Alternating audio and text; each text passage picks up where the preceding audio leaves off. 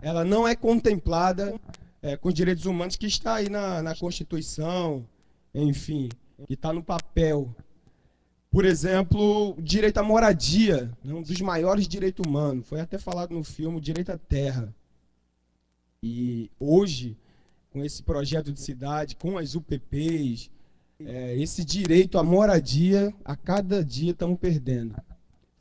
Sem falar nos outros direitos, direito à água de qualidade, direito à energia elétrica mais barata.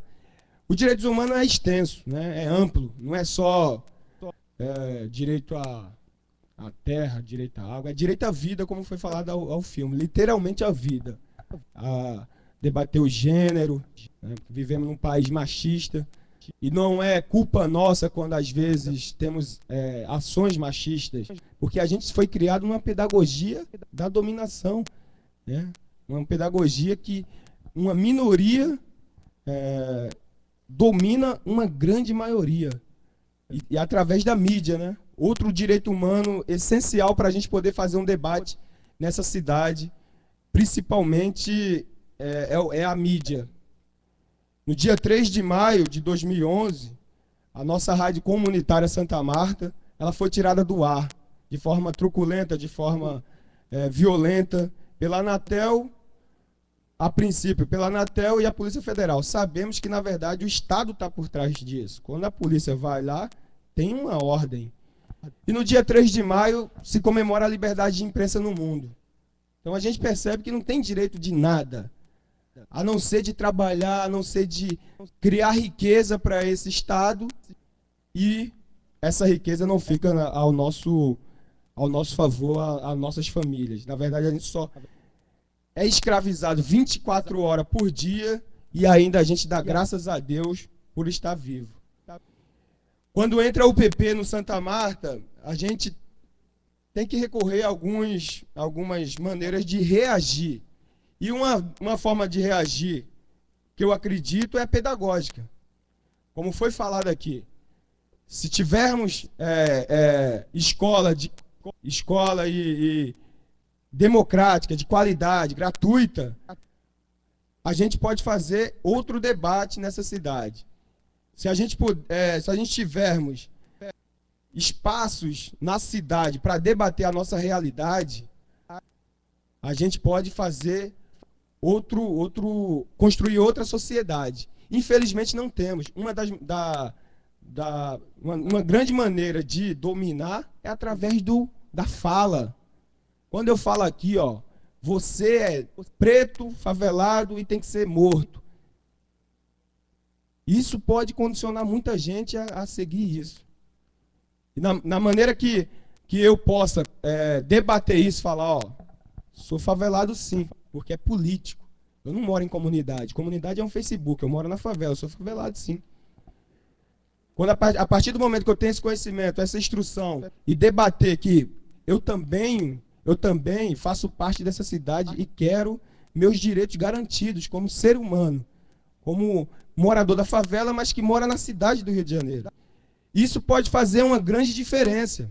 E aí você não baixa mais a cabeça, você não é aquele favelado domesticado, que acredita que foi Deus que quis que eu morasse na favela, perto do tráfico de drogas, sem direitos, nenhum direito garantido, morando num porão. Então, uma das maiores, um espaço de libertação é a educação. E aqui eu acredito que tem vários professores, vários universitários. Vocês poderão levar libertação ou dominação. Vocês podem libertar o povo, o trabalhador, dessas amarras, ou pode continuar dominando. É direito humano nosso saber que a nossa cidade, nosso país, para poucos que estão no poder, que continuam dominando, e que muitos são massacrados. Então é direito nosso saber por que moramos na favela. Porque em outrora, não foi repartida a cidade, não foi dado o direito humano da gente morar numa casa digna. Porque tem gente morando, aí eu falo do Santa Marta, mas aqui tem vários moradores de favela, como o Julião do Jorge Turco, como Naldinho da Maré e vários outros. Tem gente morando de forma desumana, num porão, com mofo, sem água. Isso é desumano. E tem gente que dá um espaço do tamanho do Cineudeon para um cachorro, um poodle, para ele ser bem tratado. Quer dizer, claro que o cachorro tem que ser bem tratado, é um animal. O ser humano tem que cuidar do animal, como parte da natureza. Mas e o ser humano lá? Ele tem que morar ali de forma desumana. Eu estou falando a partir do Santa Marta que com essa midiática pacificação de fuzil, e aqui a gente tem um delegado, espero que ele não me prenda, né? Não é da UPP. Não, esse delegado é parceiro, é nosso. Esse é do bonde. Com essa midiática pacificação de fuzil, uma favela compactada, uma favela pequena, 6.000 moradores, não resolveu nenhum problema de saneamento básico. Está lá os esgotos a céu aberto. Isso é direito humano nosso, a gente está pagando na conta. Vem todo mês na conta da LAT cobrando esgoto. Está lá, aberto. Não melhorou nenhum no sentido de educação. Não tem uma escola dentro da favela Santa Marta. E quando a gente faz esse debate, é o cara que é antidemocrático, que não está a favor da democracia que chegou através de fuzil. É o cara que é a favor do tráfico de droga. Em nenhum momento, eu acredito que os meus companheiros aqui, moradores de favela, em nenhum momento a gente glorifica o varejo da droga. O traficante não está na favela. O traficante não está na favela, ali não nasce pé de fuzil, ali não nasce pé de maconha, não tem refinaria de cocaína. Existe uma organização maior, internacional, para trazer essas armas, e não tem tráfico de droga na cidade, crime na cidade, sem o Estado presente, sem os agentes do Estado presente. Então a gente construiu essa cartilha de abordagem policial. Agora, poxa, se entrar a pacificação ia levar os nossos direitos humanos, a favela ia ser escutada, ia poder falar, por que um favelado ia fazer uma cartilha de abordagem policial? Porque a gente, eu não tenho universidade, eu não tenho um curso superior. Eu sou igual a todo mundo, né? Superior, o diferente é inferior. Então, esse superior a gente também tem que derrubar, como já disse Paulo Freire, essa pedagogia que até hoje a gente retém é da burguesia. A democracia foi burguesa. Esse debate dos direitos humanos nasceu nos anos aqui no Brasil, vem à tona nos anos 50. Mesmo assim, dentro da burguesia, dentro da democracia burguesa. A gente tem que destruir essa Constituição burguesa e construir uma Constituição popular, feita por nós, com consulta popular. Então, dentro do Santa Marta, quando eu trago essa cartilha para garantir alguns direitos, que ela não garante nada. Uma semana depois, eu tomei porrada, fui preso, arrastado no Morro Santa Marta, por 12 policiais, e que ele falava: cadê os direitos humanos para você? Cadê sua cartilha para te proteger? Chama o Marcelo Freixo para ele te proteger. Até eu comentei isso com o Marcelo Freixo. Porque aqui na cartilha tem o mandato do Marcelo Freixo, apoiou várias instituições do Morro Santa Marta, porque os partidos de esquerda que querem revolução, e quando eu falo revolução não é pegar numa arma agora, é primeiramente o trabalhador saber o que é democracia. O trabalhador saber quem é Foucault, Marx. E se você perguntar a um trabalhador, e não é culpa nossa, quem é Marx, ele vai falar: deve ser o meu vizinho que mora lá no outro bairro. Quando a gente construir essa Constituição popular, a gente pode realmente debater o que é direitos humanos para todos. Porque o que está aqui, e aí para encerrar, os amigos querem falar também, são direitos seletivos. Porque a burguesia não é boba de fazer direitos humanos para todos. Quando você faz uma lei para pessoas negras, pobres, brancas, pobres, se roubar um relógio, passa 3 anos na cadeia, quem vai roubar um relógio? É burguês? Esse direito já é pensado para uma certa classe da sociedade que nunca terá direitos humanos garantidos. Então, é muito importante eu, como morador de favela, como uma voz orgânica lá de dentro, estar aqui junto com essa mesa, muito importante aqui na sociedade, debatendo os direitos, debatendo outros temas, para a gente falar e não ser só visto como os coitadinhos. Ninguém aqui está pregando miséria, ninguém aqui é coitado. Somos seres humanos. Queremos participar da construção de uma sociedade igualitária, uma sociedade socialista, e que só acontecerá isso todos nós participando desta construção. Muito obrigado.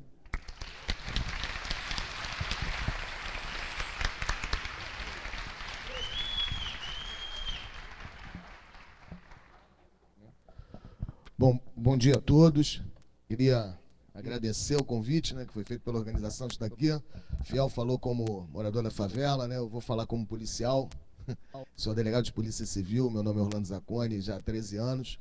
E interessante, né, porque conforme o Fiel falou, né, ele como morador de favela, ele tem a origem num local, né, onde os direitos humanos não se realizam, né?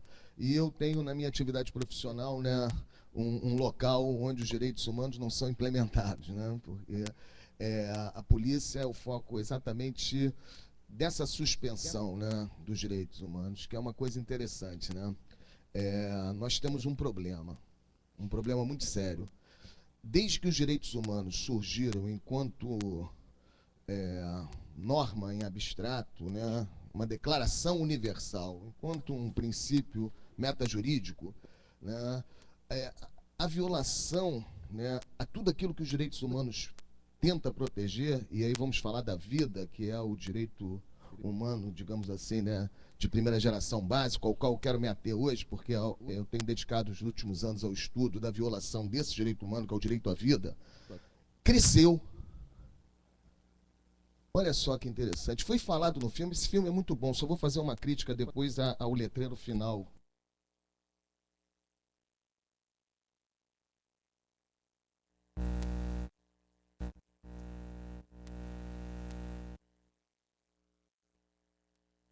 Sem partido, nós vamos continuar apanhando na rua. Mas daqui a pouco a gente conversa sobre isso. Vamos voltar ao direito sobre a vida. Direito básico, né? Direito à vida. Esse direito à vida, após a Declaração Universal dos Direitos Humanos, ele foi muito mais violado, né, na história. Hoje, o filme traz um dado que é importantíssimo, né? Os estados nacionais, na forma dos seus sistemas policiais, matam e mataram no século XX muito mais do que as guerras. Tem dados assim que são precisos, porque eu estou estudando agora no doutorado a letalidade do sistema penal do Rio de Janeiro através dos chamados autos de resistência, né? O professor Nilo Batista citou, né, que nós temos mais de 1000 mortes por ano no sistema penal, né, no Rio. Pra vocês terem uma ideia, no ano de 2007 foram 1.330 pessoas mortas no estado do Rio de Janeiro. E o que isso representa além de uma estatística, né? Porque hoje a questão da dignidade da vida, ela é correlata a uma indignidade da vida. Essa vida indigna, essa vida matável, ela só serve para virar estatística, né? Só estatística. A Anistia Internacional divulgou, em 2012, uma pesquisa interessante que ela realizou em 2011, na qual ela constatou que em 20 países que ainda tem pena de morte legal no mundo, são 20 países, só não tiveram os dados, só não conseguiram juntar os dados da China, porque a China não fornece os dados, né? Foram mortas em 2011, nesses 20 países, 676 pessoas. Né? Mas aí foram pessoas que foram condenadas à pena capital em países onde a pena de morte é legal. 676. Só no estado do Rio e de São Paulo, nesse mesmo ano de 2011, né, foram mortas 961 pessoas a partir de ações policiais, pelo sistema penal. Ou seja, os estados do Rio e São Paulo, 2 estados brasileiros, produziram uma letalidade 42,16% maior do que todos os países que têm pena de morte no mundo. E aí nós temos um problema, porque o nosso estado, né, através da sua Constituição, proíbe a pena de morte, né, só admite a pena de morte numa situação de exceção, excepcional, que é declaração de guerra, né? Então nós temos então aí talvez uma linha de investigação, né, que é a de um estado de exceção permanente que nós vivemos no nosso país. Porque, olha só, a morte de uma pessoa através de uma ação policial, ela é uma exceção, não é uma regra. Ela pode ser admitida no nosso ordenamento jurídico? Pode, em uma única hipótese. Legítima defesa própria do policial ou legítima defesa de terceiro. Ou seja, o policial, para salvar uma vida, seja a vida dele mesma ou a vida de um terceiro, ele pode, se essa for provada, a única forma, né, dele conseguir empreender, né, essa defesa, retirar a vida de alguém, matar alguém. Esses autos de resistência são instaurados de que forma? Para a gente já ouviu falar nesse nome, mas vamos entender o que é isso. Existe um inquérito policial que é instaurado para apurar se, quando um policial mata alguém em serviço, ele agiu dentro desses limites da lei, ou seja, se ele agiu em legítima defesa. Então, todas essas mortes, por exemplo, em 2007, 1.330 pessoas mortas, elas são objeto de uma análise por parte do Estado para saber se a ação do policial é legítima ou não. Reparem, o professor Michel Misse, né, pela UFRJ, ele chegou à conclusão que mais 98,9% dos autos de resistência são arquivados pela Justiça. E o arquivamento se dá porque existe um promotor de justiça e um juiz de direito que entende que essas mortes do sistema, produzidas por nosso sistema penal, são mortes legítimas. O Estado diz que essas mortes praticadas pela polícia são mortes que estão dentro do Estado de Direito, dentro da legalidade. Então não adianta dizer que a polícia é despreparada, não adianta dizer que nós temos que dar mais treinamento para a polícia, que só tem psicopata na polícia, porque essa letalidade, essa matança, ela se dá, né, para além das agências policiais. Existem outras agências que corroboram para essa letalidade. O Ministério Público tem que ser chamado à responsabilidade. O Judiciário também. E por que eu estou dizendo isso? Quando apareceram agora as imagens do helicóptero da Polícia Civil dando tiro para dentro da Coreia, né? Duas coisas chamam a atenção. Primeiro, e foi pouco falado, já estava arquivado. Já estava arquivada aquela morte daquele criminoso matemático, né? Já tinha sido arquivada. E depois, quando vai ao ar as imagens divulgando aquilo, a imprensa, a sociedade, porque temos que chamar a sociedade também a responsabilidade. A polícia mata, mas mata dentro de uma sociedade que às vezes aplaude. E aplaudiu no Tropa de Elite 1. Os cinemas, pô, aplaudiu. O Capitão Nascimento virou herói nacional. Nós tivemos o último herói nacional produzido pela nossa cultura, foi o Capitão Nascimento, torturador. Né? E a gente tem que também chamar a responsabilidade, né, o nosso ambiente, onde a gente está, né? A sociedade participa disso tudo. Então não é só a polícia, né? A polícia está lá fazendo serviço sujo na linha de frente, mas, né, botando a polícia para fazer o serviço sujo, tem outras agências do sistema penal, e aí eu já citei algumas, a sociedade aplaudindo. Então a briga não é só com a polícia, né? Temos que entender isso, né? Acho importante. E quando nós vamos fazer a análise dessa matança, né, desse massacre que é produzido pelo Estado brasileiro, vem uma outra questão. Isso está dentro ou está fora do direito? É uma pergunta. Ou seja, essas mortes são mortes que são legais ou são ilegais? Os policiais praticam crime ou não? Bom, se 98, 99% dos autos de resistência são arquivados pela Justiça, significa que a Justiça está dizendo que essas mortes são legais. Aí, pô, eu estou falando sobre esse assunto na academia de polícia, me levanta um policial revoltado e diz o seguinte: nós estamos atrasados, nós temos que ter pena de morte para traficantes, que nem na China. Eu falei, não, rapaz, tu tá maluco? Os chineses é que tem que vir aqui no Brasil aprender com a gente como é que se mata traficante. Eles é que tem que vir aqui, depois eles têm que voltar para mudar tudo que eles fazem lá, porque eles vão entender que não funciona. Porque o que vai, o marco, e aí é só para fechar minha fala também, porque o tempo é curto, né? O marco que nós temos hoje na luta por uma possível efetivação de direitos, né, humanos, não vai ser através do direito. Não vai ser através do direito que nós vamos efetivar direitos. Vai ser através da política.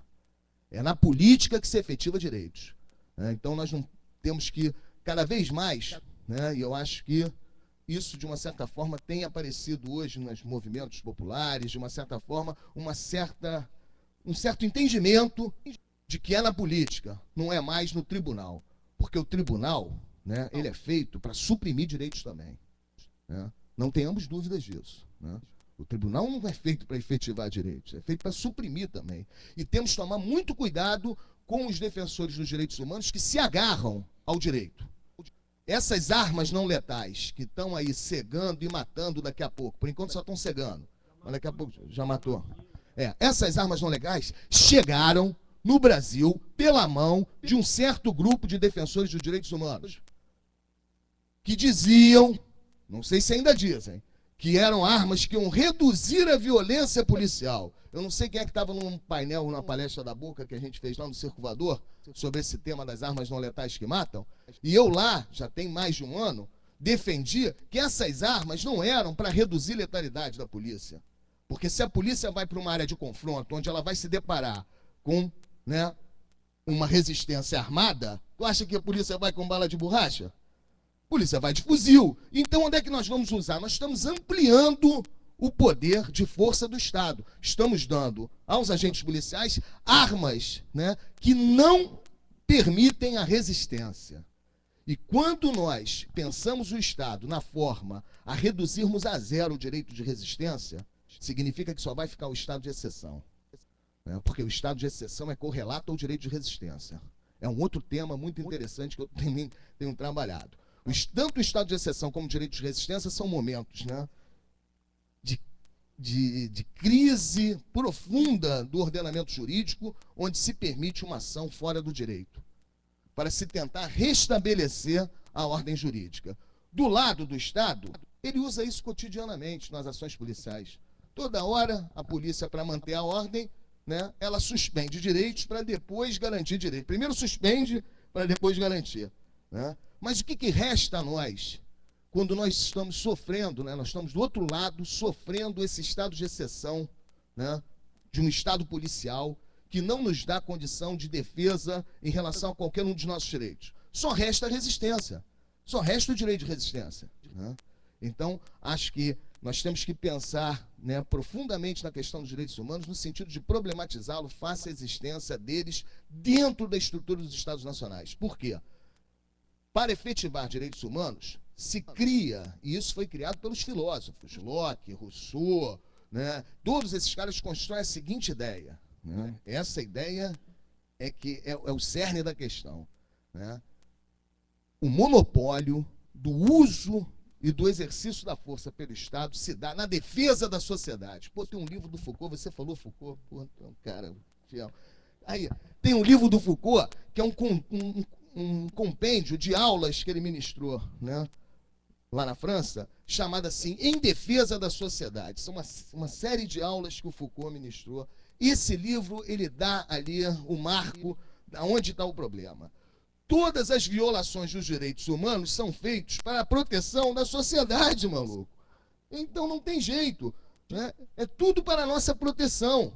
Então, se a gente não começar a problematizar esse discurso, né, que coloca no criminoso, por exemplo, a existência do bárbaro, do perigoso, daquele que vai colocar em risco, em perigo a nossa sociedade. E hoje, o traficante de drogas, né, ele é o símbolo maior desse perigo, por isso que ele vira um matável.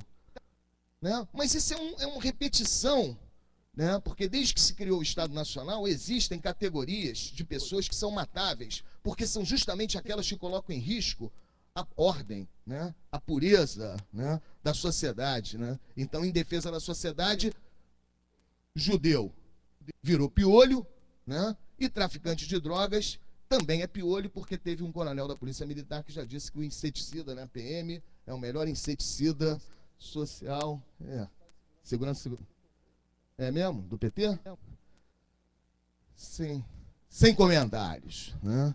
Mas então, é isso. Eu espero que eu, como policial, eu acho que todos aqui têm uma área de atuação. Nós temos estudantes, temos artistas, né, professores. Acho que nós, dentro da nossa área de atuação, temos que realmente aprofundar o debate político acerca de uma sociedade mais justa. Porque, olha, a maior ilusão do mundo a gente achar que nós vamos ter implementação de direitos humanos de primeira, segunda, terceira geração para todos, numa sociedade capitalista como a nossa, totalmente desigual, onde a desigualdade só cresce. Porra, isso é balela. Isso só serve, né, para legitimar as ações imperialistas, racistas. Não vai ter outro caminho, isso é uma balela. Isso é um conto da carrochinha, tá bom? Muito obrigado.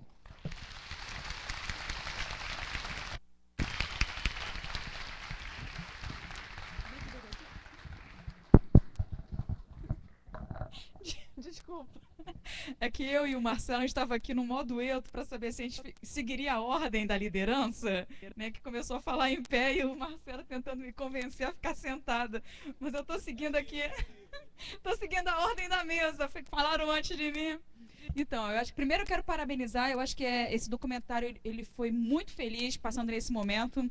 Acho que no Rio de Janeiro, São Paulo, Bahia, Brasília, Minas Gerais, a luta em defesa da redução da passagem, né, que é uma questão extremamente atual, demonstra a atualidade desse documentário, da importância de nós estarmos aqui debatendo a questão dos direitos humanos. Então, acho que esse filme foi bem a calhar para o momento histórico que a gente está vivenciando. E aí pensar um pouco, né, no que seja os direitos humanos, essa categoria que já surge, né, combalida, é pensar um pouco do aspecto histórico. Acho importante a gente recuperar um pouco da historicidade para entender o período contemporâneo e entender, né, todo esse processo de estado de exceção, e aí eu compartilho das teses, né, de vários teóricos, que nós vivemos um estado de exceção e um estado de exceção que não precisa produzir um estado totalitário. E isso é grave, porque você tem discursos, né, de democracia, participação, e em alguns territórios o que eu vou ter ali é supressão radical de direitos e cidadanias. Então, a gente está convivendo no mesmo momento com um estado de exceção, de supressão de direito para categorias sociais inteiras, sem terra, sem teto, né, negros, pobres, encarcerados. Isso é grave. E aí, recuperando um pouco, eu acho que o Fiel, né, já introduz esse tema, né? Quando a gente pega os direitos humanos, ele tem um nascedouro que é vinculado a um determinado modelo, que é o modelo capitalista nascente. E, portanto, ele traz em si uma herança absolutamente individualista. Não é à toa que quem teve o desprazer de ontem assistir nos jornais a senadora Cátia Abreu, e eu não vi batalhão de choque na mobilização dos latifundiários contra os indígenas, não vi, só vejo batalhão de choque aqui, né, quando a juventude se organiza para reivindicar a redução da passagem. A Cátia Abreu, em um dado momento, fala assim: é preciso que o Brasil fale para o mundo que aqui tem direito, que aqui tem propriedade, que aqui tem ordem. É porque quando a Cátia Abreu, alucinadamente, isso mostra como o nosso parlamento está medíocre, porque essa mulher é senadora, ela é intelectual orgânica da direita, isso é trágico, porque ela ela é pueril nas opiniões dela, mas quando... Oi? E é da base do governo. Ela tem formulado hoje a política agrária. Eu tenho clareza de que o debate que o Sted teve aqui, ele deve ter dito isso, porque quem lê, né, as últimas medidas governamentais sobre a política agrária sabe perfeitamente bem que é o olhar da Cátia Abreu sobre a questão da propriedade. Mas quando ela fala isso, né, aqui tem propriedade, o Brasil precisa alertar o mundo que aqui tem regras, aqui tem ordem, aqui tem o direito de propriedade, ela está remontando uma organização de direitos humanos cujo nascedor é isso mesmo, é propriedade e indivíduo. Ainda que a gente consiga pensar historicamente, posteriormente, uma ampliação dessas categorias, né, os direitos coletivos como da segunda geração, os direitos ao meio ambiente, aos povos tradicionais como terceira geração, e há quem diga, quem está vivendo uma quarta geração, trabalhando com a ideia da bioética, né, porque você tem um avanço tecnológico que permite hoje a medicina, a ciência, a produzir. Qual é o limite ético para esse debate? Ainda que a gente pense nisso, o seu nascedouro está muito arraigado ainda numa lógica colonial. Né? A modernidade ocidental é uma modernidade absolutamente uniformizante. É por isso que o Obama se sente muita vontade em falar para o Brasil, dizendo assim: olha, a democracia não é um anseio americano, não. A democracia não é um anseio brasileiro. O mundo, não faço ideia qual seja, mas o mundo todo compartilha a mesma imagem, o mesmo ideário. Essa ideia da universalidade que marca os direitos humanos é justamente um ponto nodal da fragilidade dos direitos humanos. Porque se por um lado ele é universal, portanto ele traz uma herança colonial, ele suprimiu a pluralidade que marca a experiência da vida. Mas por outro lado, se ele é universal, na sua linha de defesa foge do Estado-nação. E esse é um dos maiores temas quando a gente discute a questão dos fracassos das políticas globais no campo dos direitos humanos e nos ataques atuais aos direitos humanos, é porque o direito humano, quando ele surge na perspectiva de que ele é um direito universal, portanto, ele está acima de qualquer Estado-nação. Ele não é neutralizado. E a gente sabe que no campo jurídico, toda a construção de direito e cidadania passa pelo território. O direito humano não tem território, mas ele só pode ser efetivado no território. Isso juntando com o período contemporâneo que a gente está vivenciando de estado de exceção, coloca na pá de cal em qualquer possibilidade de estar se pensando essa categoria de direitos humanos, porque ela traz em si, né, uma história absolutamente complexa, né, de perversidade, né, de eliminação. Quem quer conhecer melhor o que é um direito humano, é só ler o texto do Frei Bartolomeu de Las Casas, vendo o que foi a colonização, né, com relação às comunidades indígenas, né, tradicionais, para entender que o nascedor, a ideia do humano, né, que o mundo ocidental vai trazer, ela cinde a sociedade numa lógica binária de que alguns são racionais, alguns são iluminados, alguns são civilizados e os outros são bárbaros, os outros são hordas. Pensar o estado de exceção no contemporâneo é pensar que essa mentalidade, essa ideologia que marca a formação dos direitos humanos, colonizadora, está presente. Ele está presente. Quem acompanhou a mídia sabe que um promotor, e eu não faço ideia como esse indivíduo ainda continua sendo um promotor, em São Paulo, né, preso no engarrafamento, coitado, né, no seu autocarro cheio de ar-condicionado, preso no engarrafamento na ação, né, da juventude em São Paulo, manda para a rede social do seu celular. Eu tenho problemas com tecnologia, eu não tenho nem rede social, por isso eu só sei as coisas da rede social quando meus amigos que têm rede social me comunicam. Manda uma mensagem no seu celular dizendo, olha, eu quero que o engarrafamento por causa, ele usa um termo de primatas, desses primatas que estão impedindo o trânsito, eu quero que vocês avisem aos policiais que aqui é o meu tribunal do júri e que quem matar o militante não terá processo de homicídio, serão arquivados. Isso é grave. Isso mostra como a mentalidade de que divide a sociedade em hordas, né, os não humanos, e que para esses não humanos cabe tudo, inclusive a morte, ela se faz presente do nosso passado. Por isso que é importante entender o passado, para a gente compreender a dimensão ampliada, porque pensar e aí o Rolando sabe tão bem quanto eu sobre isso, né? Pensar na história, prisão e morte, gente, para a pobreza, para os inimigos do Estado, sempre aconteceu.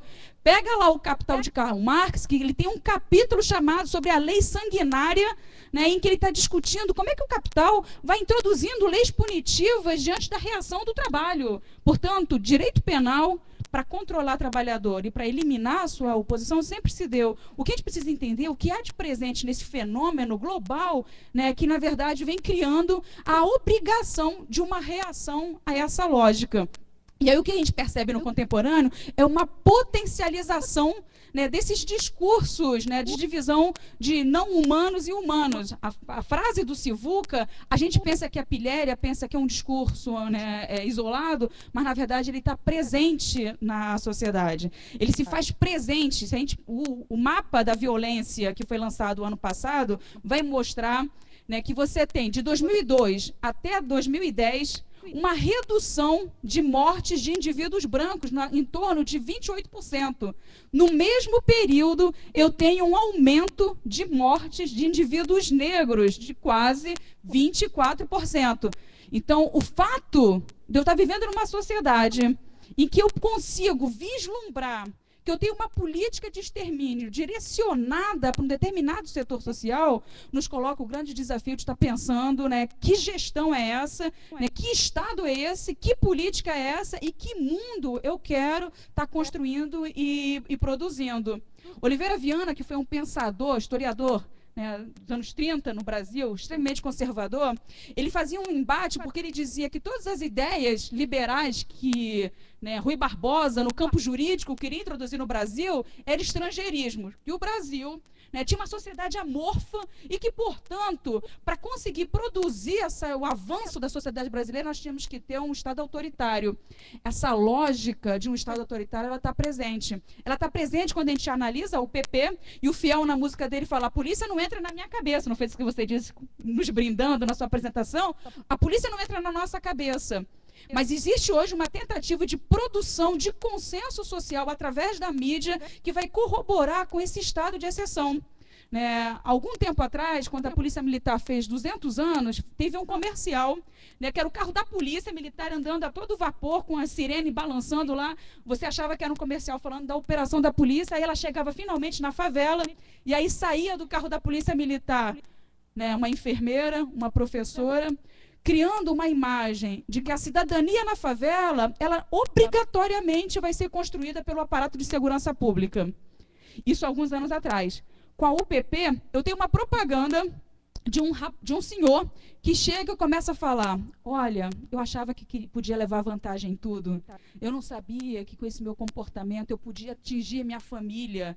E aí o slogan é: não é legal ser ilegal. Uma campanha massiva contra o uso de gato. E o que é o gato? É o direito do cidadão a acessar um bem que deve ser considerado um bem fundamental: energia. Eu não tenho como viver sem energia, não é? E aí, a lógica... Eu também acho. Viva o gato, viva as copiadoras de texto, viva os CDs piratas, porque são mecanismos, na verdade, de acesso à produção de direitos fundamentais que são, na verdade, impedidos por uma lógica mercantil. Então, na verdade, a gente está tentando produzir um consenso. E aí, qual é a resposta? Eu não tenho resposta, mas eu tenho clareza.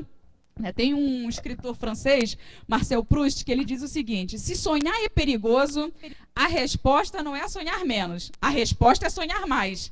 Quando eu vejo os meninos, essa juventude belíssima, com as suas multiplicidades de organização, os sem partidos, os com partidos, não importa. Mas quando eu vejo essa juventude que está indo para a rua, se resistindo a um aparato policial vergonhoso, com policiais militares que, inclusive, estão destruindo seu carro para poder tipificar penalmente, de forma mais perversa, essa juventude, né, através de dano de propriedade pública. Quando eu vejo essa juventude, eu percebo que ali nós temos a indignação. Sonhar mais significa sermos capazes de ampliar a nossa raiz da indignação. E ser indignado, diferente do que o modelo ocidental tenta nos passar, né, de que significa que nós somos irracionais, é o oposto. Ser indignado é um elemento absolutamente humano, porque significa que eu percebo no outro, né, o injusto por ele sofrido, me reconheço nessa injustiça e mesmo que eu não a sofra, eu vou partir para cima para a defesa desse indivíduo. Então, indignação nos transforma em seres humanos. Indignação é a nossa capacidade de sermos humanos. Quando eu vejo essa geração com uma incrível capacidade de indignação, dizendo que é mais do que 20 centavos, é mais do que a redução da passagem, porque o que nós estamos lutando é porque nós queremos ter a gestão da cidade.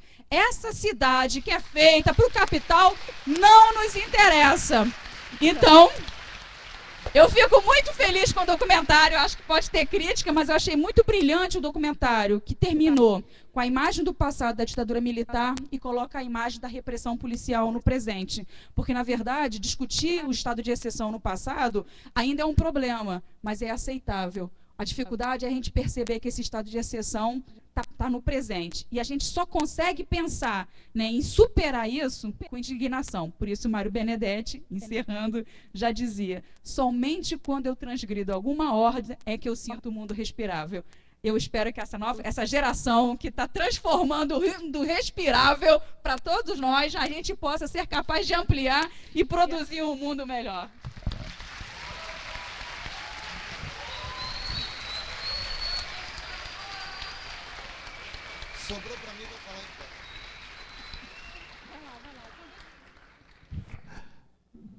Boa tarde já a todas e todos. Fiel, Zacone, Fernandinha. Prazer estar aqui mais uma vez, convite do Leon, no Domingo é de Cinema, sempre nos faz respirar mais. Eu hoje já peço desculpas antecipadas, mas eu estou com um problema grave familiar e tem um horário de visita hospitalar que eu não posso negociar, então tenho que sair realmente 12h30, não vou poder ficar para o debate, peço desculpas, mas sempre estou aqui nesses debates aqui no Domingo é Dia de Cinema, vocês sabem disso. Enfim, eu gostei muito, eu não tinha assistido esse documentário, eu gostei muito, eu achei que foi muito, é difícil um documentário de 1h30, né? A gente está acostumado com documentários mais curtos, mas você nem percebe que ele tem um documentário de 1h30, porque ele é muito pedagógico, ele circula, né, dos temas, mostrando toda a complexidade da luta por direitos humanos com muita habilidade e muita firmeza o tempo inteiro. Acho que é bacana, muito, muito bom. Enfim, o que eu posso falar que diferencia um pouco da fala dos meus amigos e da Fernanda aqui?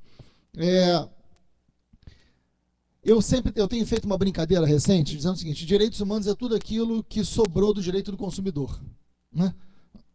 Qual é o espaço institucional que mais tem hoje centro de debate? É o direito do consumidor, não é? Pode ver, vejam as matérias de jornal. Direito do consumidor tem muito espaço no parlamento, tem muito espaço na mídia. Por que o direito do consumidor ganhou tanto espaço? E é algo recente. Por que o direito do consumidor ganhou tanta força recentemente? Porque, de alguma maneira, o cidadão está associado ao consumo numa sociedade de mercado. E o direito humano, ou os direitos humanos, essa categoria, é exatamente aquele momento que você cuida daquele que não é cuidado pelo direito do consumidor. Porque está fora da lógica do mercado, está fora da lógica do consumo. Seja nas lutas coletivas, seja nas lutas individuais, né? E isso é muito interessante porque se consolida fundamentalmente a partir da década de 80 no mundo da 90 aqui no Brasil. A década de 90 ela é crucial para cá no que diz respeito a essa produção de supérfluos, aqueles que estão fora do mundo do consumo. E é fundamental. Essa frase do Sivuca, eu não esperava vê-lo tão cedo, mas enfim, o filme também me fez isso, né? Trouxe de volta a imagem do Sivuca. Mas eu há pouco tempo, nesse mês que passou, eu tive o Sivuca muito presente na minha vida. Eu fiz aquela denúncia contra aqueles episódios da Polícia Civil, lamentavelmente do helicóptero na favela da Coreia, né? Eu recebi a denúncia de policiais civis, diga-se de passagem, né? E tornei pública essa denúncia e fiz a denúncia a todos os órgãos que tinha que fazer. E eu tomei, porque essa é uma briga que a gente está perdendo no conjunto da sociedade. Isso a gente tem que dizer. Essa é uma briga que a gente está perdendo no conjunto da sociedade, né? É claro que a gente está muito animado com o que está acontecendo hoje, com a juventude indo para a rua, mas o debate, por exemplo, da redução da idade penal é um debate que a gente está perdendo. Ou não estamos? O conjunto maior da sociedade hoje talvez apoie ainda a redução da idade penal. Por quê? O que isso significa? Então a gente tem que trazer, por um lado, o ânimo, por outro lado, a realidade, para saber que o desafio que a gente tem é muito grande, né? A tortura, que é talvez um dos maiores símbolos históricos de todos os tempos, de todos os povos, de violação de direitos humanos, ela é sistemática e permanente nos tempos de hoje, não só da ditadura. O número de pessoas torturadas hoje, agora, nesse momento, tem gente sendo torturada nos porões do Estado. Agora, nesse momento, né? Isso que o Fiel contou aqui, que quando ele tomava porrada na polícia, o cara falava: vai lá, chama lá o Marcelo Freixo. Ontem à noite eu recebi uma mensagem de um familiar de preso dizendo exatamente isso, Fiel. Ó, estão transferindo uma série de presos do lugar tal para o lugar tal, estão dando porrada e estão mandando chamar o senhor, né? Virou mania, né? E aí, por quê? Porque é um negócio, porque ontem à noite, e hoje deve estar acontecendo. E aí manda a equipe para lá, vai para não sei aonde. Até quando a gente vai ser reativo nessa história, né? Então, esse é um debate que a gente tem que aprofundar, e é ótimo que a gente tenha esse tema aqui. Quando eu fiz a denúncia dos policiais civis lá, não sei quem lembra, mas nas redes sociais, eu apanhei feito boi ladrão. Ou ninguém lembra disso? Foi agora, no mês passado. Fernanda fez carta de solidariedade lá, né, ao meu amigo, coitado, né? E eu apanhando. Por que apanhando? Porque a gente estava dizendo que a polícia não pode fazer na favela o que foi feito ali. Porque aquilo jamais seria feito em qualquer outro território do Rio de Janeiro se não fosse favela. E não venham me dizer que foi a elite da classe média que me bombardeou. Não é verdade. Foi também. Mas diversos momentos dos setores populares eu tomei a mesma porrada. Dizendo é defensor de bandido, bandido bom e bandido morto. Né? Tem muito Sivuca por aí. Essa lógica do Sivuca ainda é muito forte, porque a gente alimenta ainda uma sociedade do medo. E o medo contra o outro, o medo daquele que sobrou, o medo daquele que não é igual, o medo daquele que eu rompi eticamente com ele. A ditadura deixava muito clara quem era o inimigo da ordem. E o debate da ordem é fundamental para entender as violações de direitos humanos. O Estado é o principal violador de direitos humanos historicamente. E ele faz isso em nome da ordem. E aí entra o debate da hegemonia. Porque é fundamental ter a legitimidade desse Estado totalitário sobre uns. E aí os outros precisam apoiar. Esse debate da legitimidade é decisivo. Porque é fundamental a produção do medo nos tempos de hoje. Na época da ditadura você tinha o subversivo, você tinha o comunista, você tinha o estudante, claramente identificado nos documentos, inclusive é só pegar o texto do AI-5, como o inimigo da ordem, o inimigo da pátria. E quem é o inimigo hoje? A gente não fez a transição da ditadura para os tempos de democracia no que diz respeito à segurança pública, além de diversos outros temas, mas principalmente na segurança pública. A nossa polícia continua sendo militar. O auto de resistência, citado aqui pelo Zaqueu, é um instrumento da ditadura. Perdoe, me perdoe. Me perdoe. É também da Polícia Civil, mas são completamente diferentes. É porque ontem eu fiquei falando do Zaqueu com problemas da Secretaria de Assistência Social. 1000 perdões, eu estou te devendo essa. Só não me chama de Bolsonaro. Fora isso, só não responde assim. Fora isso, pode apelar, né? Não, mas eu sei que ele ia responder dessa forma agressiva. Mas enfim, Zacone, desculpa. Não. Marcelo Alencar é terrível, né? O Eliomar, que sempre que eu... Você sabe, tá brincando? Sempre que eu e o Chico Alencar a gente tá junto, o Eliomar faz confusão e chama de Marcelo Alencar. Não, ele mistura, que é um erro irreparável, né? Mas enfim, brincadeira à parte, já até me perdi no que eu estava falando, mas o auto de resistência é um instrumento da ditadura militar, né, que está até hoje. Então, a ditadura militar trabalhava com a ideia do inimigo, e hoje também. Quem é o inimigo hoje? Né? É o subversivo? Agora é o jovem que está indo para a rua, mas quem é o inimigo da ordem? Eu não sei quem ele é, mas eu sei a cor que ele tem e onde ele mora. Né? Essa é a lógica. E é preciso legitimar a ideia de que a polícia pode e deve entrar no território do inimigo. Por isso que o debate sobre o território é tão importante nas cidades. No Rio e em tantas outras. A relação entre Estado, território, governança e soberania. Esse é o debate fundamental dos direitos humanos hoje em qualquer cidade brasileira. Enfim, mas eu queria provocar uma coisa, que é essa ideia do direito do consumo e da sociedade de mercado. Né? Eu quero ler, e eu quero ser insuspeito, porque eu quero ler o livro do Márcio Pockmann, que é uma pessoa do PT. O livro dele é um livro muito interessante, chamado Nova Classe Média, é uma pergunta. Né? Eu vou ler um trecho, agora essa luz vai servir. Seja pelo nível do rendimento, seja pela ocupação, seja pelo perfil e atributos pessoais, o grosso da população emergente não se encaixa em critérios socio-objetivos que possam ser claramente identificados como classe média. Associam-se, sim, às características gerais de classes populares, que por elevar o rendimento, ampliam imediatamente o padrão de consumo. Não há, nesse sentido, qualquer novidade, pois se trata de um fenômeno comum, uma vez que o trabalhador não poupa e sim gasta tudo que ganha. Em grande medida, o segmento das classes populares em emergência apresenta-se despolitizado, individualista e aparentemente racional à medida que busca estabelecer a sociabilidade capitalista. E, por fim, ele bota o seguinte: a interpretação de classe média ou de uma nova classe média resulta em consequência do apelo à reorientação das políticas públicas para a perspectiva fundamentalmente mercantil. Quem está dizendo isso é alguém do PT. Né? Por que eu estou dizendo isso? Porque, e aí eu quero associar isso a um outro dado que eu acho muito interessante, que a gente tenha. Só para que vocês saibam.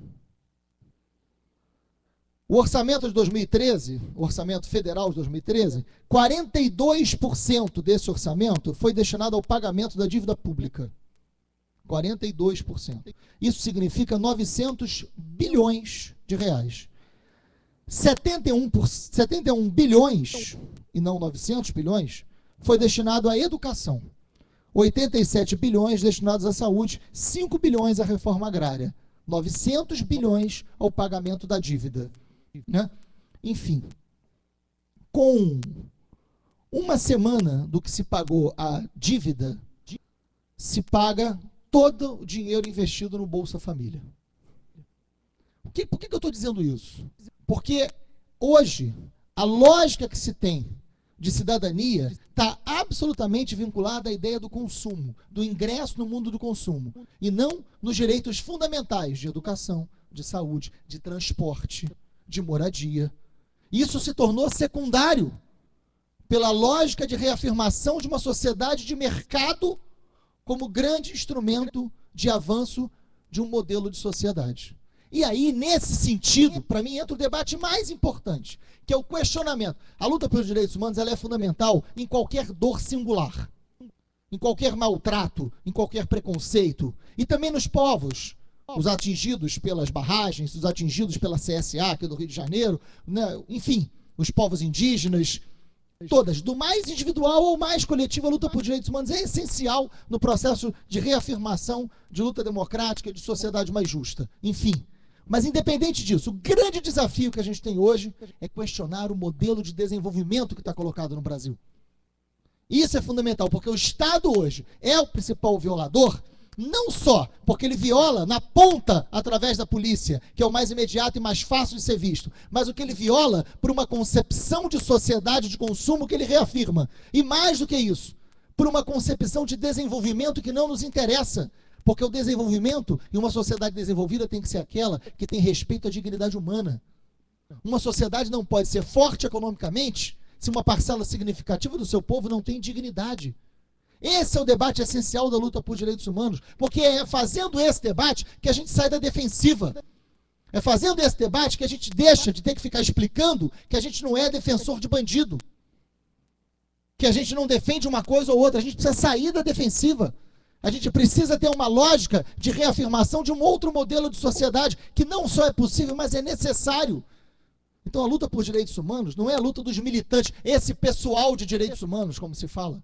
Não. É a luta de quem quer uma sociedade mais justa. É a essência da nova luta de classes. Porque a relação capital-trabalho, mais do que gerar desemprego, mais do que gerar mais-valia, a relação capital-trabalho hoje gera aqueles que não são considerados humanos. Gera aqueles que não servem, que são supérfluos. E é sobre eles que a gente sempre faz o debate na defensiva. Não! O nosso debate tem que ser propositivo, de uma outra sociedade moldada num processo de desenvolvimento, num processo de crescimento, que o eixo central é a dignidade da pessoa humana, no seu direito ao transporte, à moradia, à educação, à saúde e o direito de ser feliz e de construir a sua cidade. Hoje, essa juventude não está indo para a rua por causa de 20 centavos, não. Essa juventude está indo para a rua porque não tem qualquer canal de participação efetiva. Sabem disso? A sociedade de aplauso e a cidade de negócio não dá espaço para que a gente construa a sociedade que a gente quer. Né? Nenhum de nós quer ser cidadão foca, sai de casa, bate palma e volta. Não, a gente quer construir. E essa garotada está indo para a rua hoje porque ela quer construir uma cidade. E vai construir. Essa é a luta por direitos humanos. Obrigado, gente.